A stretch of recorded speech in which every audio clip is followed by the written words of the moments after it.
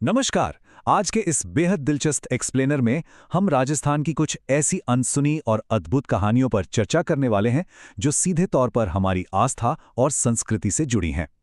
आज हम सिर्फ कुछ फैक्ट्स नहीं रटने वाले, बल्कि राजस्थान के 5 प्रमुख गणेश मंदिरों के उन रहस्यों को डिकोड करेंगे जो सच में आपको हैरत में डाल देंगे। त्रिनेत्र से लेकर बाजना और मोती डूंगरी तक ये सफर बहुत ही रोमांचक होने वाला है। तो चलिए बिना किसी देरी के शुरू करते हैं। अच्छा, शुरुआत एक ऐसे सवाल से करते हैं जो शायद आपके दिमाग को थोड़ा झकझोर दे। देखिए, जब भी हम भगवान गणेश के बारे में सोचते हैं तो उनके साथ हमेशा उनके प्रिय वाहन यानी मूषक या चूहे का ध्यान आता है ना? वो हमेशा साथ होते हैं।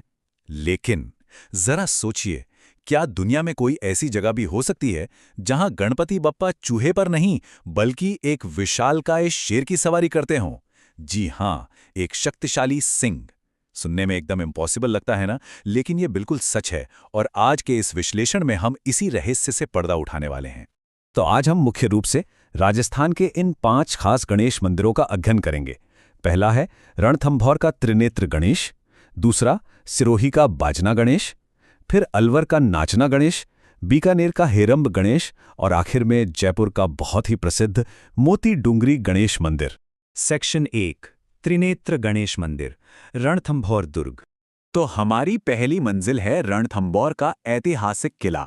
ये कोई आम मंदिर नहीं है, बल्कि ये इस विशाल दुर्ग के बिल्कुल अंदर स्थित एक बहुत ही प्राचीन जगह है।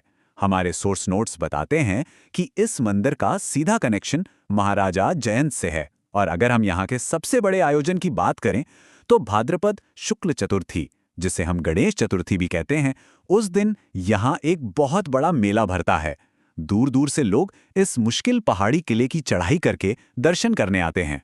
लेकिन पता है यहाँ की सबसे खूबसूरत बात क्या है? वो है यहाँ की एक बहुत ही प्यारी सी परंपरा। राजस्थान में ये एक एकदम पक्की मान्यता है कि जब भी किसी के घर में शादी होती है ना, तो शादी का सबसे पहला इनविटेशन कार्ड यानी निमंत्रण पत्र इसी त्रिनेत्र गणेश मंदिर में भगवान को भेजा जाता है।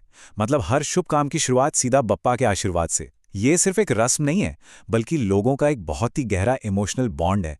सेक्शन 2, बाजना गणेश मंदिर, पूर्वी सिरोही। अब रणथंभौर के किले से निकलकर हम चलते हैं पूर्वी सिरोही की शांत और खूबसूरत भाकर पहाड़ियों की तरफ। और यहाँ आस्था एक एकदम नए रहस्य से टकराती है। मान्यता ये है कि गणेश जी की मूर्ति से आवाज आती है। जी हां, आपने बिल्कुल सही सुना।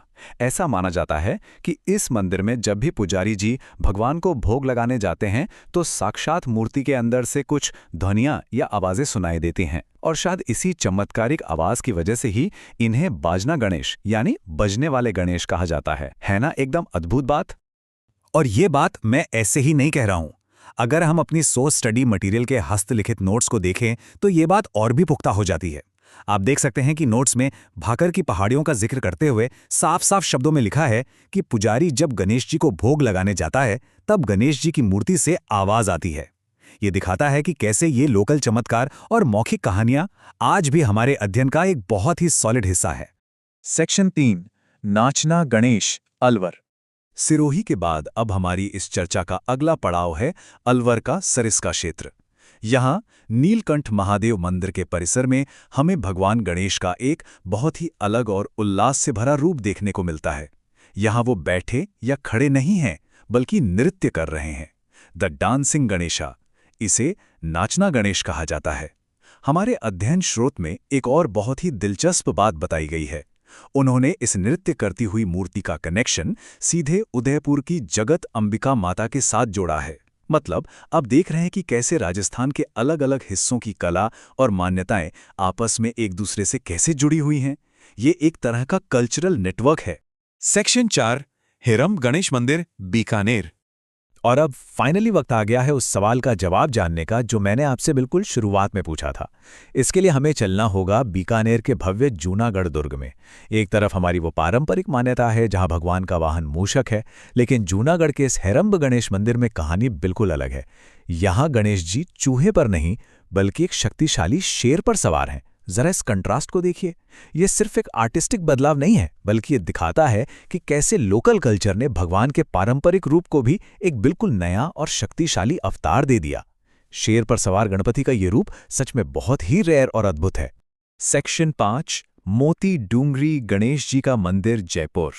हमारे आज के सफर का आखिरी पड़ाव है गुलाबी शहर जयपुर का बहुत ही फेमस मोती डूंगरी मंदिर। ये सिर्फ एक मंदिर नहीं है, बल्कि जयपुर शहर की धड़कन है। इसके निर्माण की बात करें तो हमारे सोर्स के मुताबिक इसे नगर सेठ जयराम पालीवाल की देखरेख में बनाया गया था। और बिल्कुल त्रिनेत्र गणेश की ही तरह यहाँ भी भाद्रपद शुक्ल चतुर्थी के दिन एक बहुत ही विशाल और भव्य मेले का आयोजन होता है, जिसमें पूरा का पूरा जयपुर शहर उमड़ पड़ता है। अगर हम इसकी टाइमलाइन पर एक नज़र डालें तो इस मंदिर का निर्माण 1761 ईस्वी में जयपुर के शासक माधो सिंह प्रथम के समय में हुआ था। फिर सदियों बाद साल 1988 में बिल्कुल इसी मंदिर के पास बीएम बिरला फाउंडेशन ने एक बहुत ही भव्य बिरला मंदिर बनवाया, जिसे लक्ष्मी नारायण मंदिर भी कहते हैं।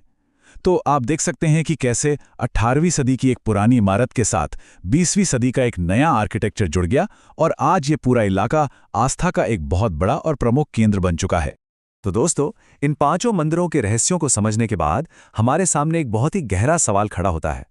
ये जो हमारी स्थानीय मान्यताएं हैं, ये किस प्रकार हमारी आस्था को एक नया रूप देती हैं।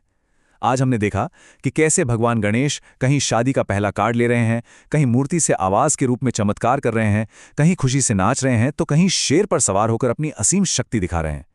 आस्था कोई फिक्स चीज नहीं है, ये हमारी भावनाओं और हमारे आसपास के माहौल के साथ साथ ढलती है। तो इसी विचार के साथ आज के इस विश्लेषण को हम यहीं खत्म करते हैं। मुझे उम्मीद है कि इस चर्चा ने आपको राजस्थान की इन गहरी सांस्कृतिक जड़ों से जोड़ने में मदद की होगी।